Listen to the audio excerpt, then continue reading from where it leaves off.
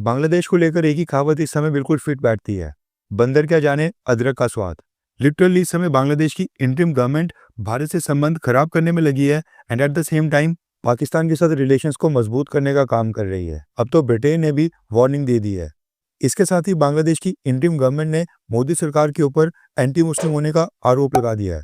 बांग्लादेश को लेकर कुछ मेजर अपडेट्स आ रही हैं जो हम इसी वीडियो में एक साथ कवर करेंगे। सबसे पहली अपडेट है बांग्लादेश और पाकिस्तान को लेकर।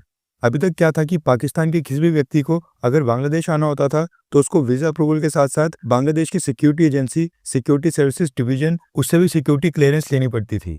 बांग्लादेश की इंटेलिजेंस एजेंसी हर एक पाकिस्तानी नेशनल का बैकग्राउंड चेक करती थी, उसके बाद सिक्योरिटी क्लियरेंस दी जाती थी और सिक्योरिटी क्लियरेंस आने के बाद ही पाकिस्तान के किसी भी व्यक्ति का वीजा अप्रूव किया जाता था।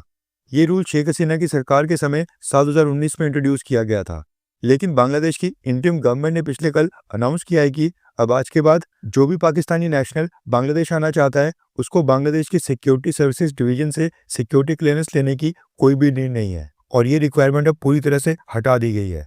अब पाकिस्तानी नेशनल्स को बांग्लादेश आने के लिए केवल वीजा अप्रूवल लेना होगा। अब ये भारत के लिए किसी बड़े सिक्योरिटी थ्रेट से कम नहीं है, क्योंकि अब पाकिस्तान से आतंकी आसानी से बांग्लादेश आ जाएंगे और फिर वहां से भारत में डिस्टर्बेंस फैलाने की कोशिश करेंगे। सेकंड अपडेट की बात करें तो वो बांग्लादेश की इंटरिम गवर्नमेंट की भारत को लेकर एक ऑफिशियल स्टेटमेंट है।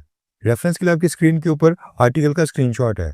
दरअसल बांग्लादेश की इंटरिम गवर्नमेंट में इंफॉर्मेशन ब्रॉडकास्टिंग मिनिस्ट्री संभाल रहे इंफॉर्मेशन एडवाइजर नाहिद इस्लाम ने पिछले कल भारत के ऊपर स्टेटमेंट जारी की है। नाहिद इस्लाम ने कहा है कि भारत में जो गवर्निंग एलीट है, यानी भारत सरकार में टॉप के ऊपर जो व्यक्ति बैठे हैं जैसे कि प्रधानमंत्री मोदी और अमित शाह, वो बांग्लादेश की सिचुएशन को भारत का इंटरनल पॉलिटिकल इशू बनाने की कोशिश कर रहे हैं। ऐसा करना उल्टा भारत के लिए ही हानिकारक होगा। एंटी बांग्लादेश और एंटी मुस्लिम पॉलिटिक्स करने से भारत के नेशनल इंटरेस्ट को कोई फायदा नहीं मिलेगा और न ही इससे भारत में एकता बढ़ेगी। भारत में हिंदुत्व फोर्सेस वो बांग्लादेश के खिलाफ नफरत फैलाने का काम कर रहे हैं और जो बांग्लादेश के अंदर पॉलिटिकल अवेकनिंग हुई है, जो बांग्लादेश के स्टूडेंट्स हैं, भारत उसको अपने लिए थ्रेट मान रहा है।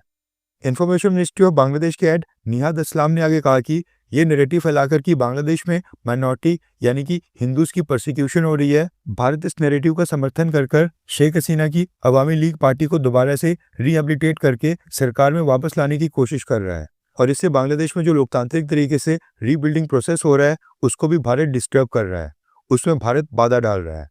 अब जो आज की डेट में बांग्लादेश के अंदर इस्कॉन के पंडित्स और हिंदुओं के साथ जैसा बर्ताव हो रहा है उसको देखकर यूनाइटेड किंगडम यानी कि ब्रिटेन ने भी 7 समंदर पार से रेड अलर्ट जारी कर दिया है। ब्रिटेन के foreign Commonwealth and development office ने कहा है कि बांग्लादेश के अंदर आतंकी हमलों का रिस्क इस समय काफी ज्यादा बढ़ गया है। रिलीजियस साइट्स यानी कि मंदिर मस्जिद वगैरह, इसके साथ ही भीड़ भाड़ के इलाके जहाँ पर फॉरेनर्स ज्यादा संख्या में जाते हैं और पॉलिटिकली हीटेड इवेंट्स और जो भी लोग विरोध प्रदर्शन के लिए इकट्ठे होते हैं, इनके ऊपर किसी भी समय आतंकी हमला हो सकता है।